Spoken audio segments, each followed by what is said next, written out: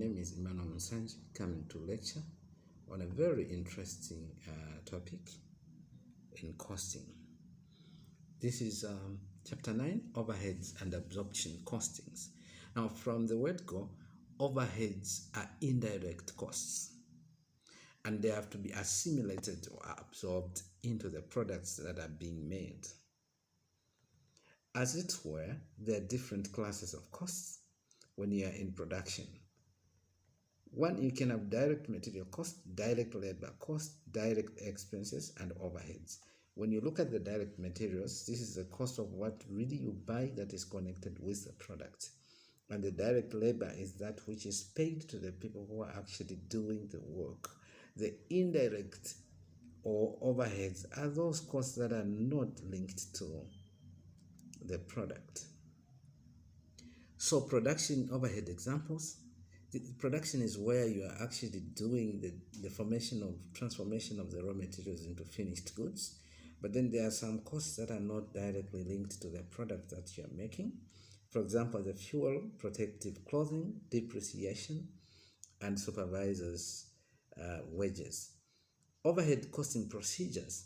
You have to identify a cost center. First and foremost, a cost center is a function or a department where costs are ascertained.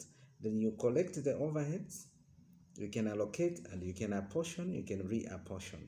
To allocate means to take the whole cost to the cost center. That is allocation. But when you look at apportionments, is to share the costs using appropriate basis. It could be floor area, it could be volume, or whatever is practical. Now, let's look at an example here.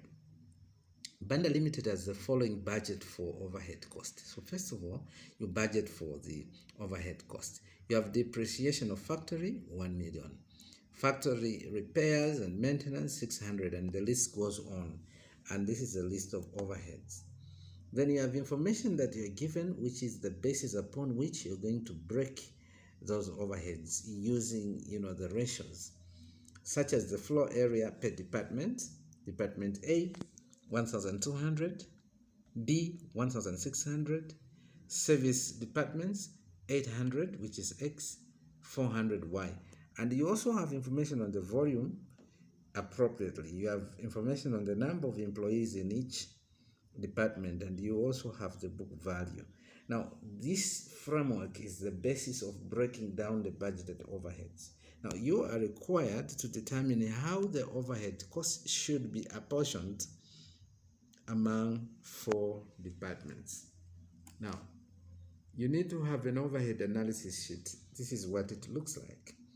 On the left, you have item of costs, which are in the budgeted overheads. Then you have the basis there, like floor area, will be the basis to break down the depreciation of factory, as well as repairs, and then appropriately it goes down. And then you have the total. Now, the departments, each one will have to take a portion of the overhead, which is apportioned based on the appropriate basis. For example, when you look at depreciation of factory, the basis of breaking down the 1,000 is the floor area. What you need to do is to go to the basis of apportionment. For example,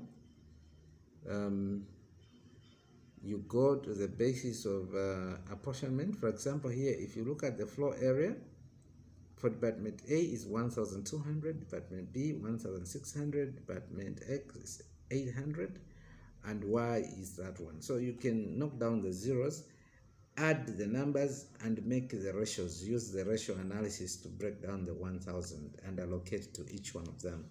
So this principle works for each one of them as long as you know the basis, so that at the end of the day, you will have the overhead analysis sheet that has accurately apportioned the overheads.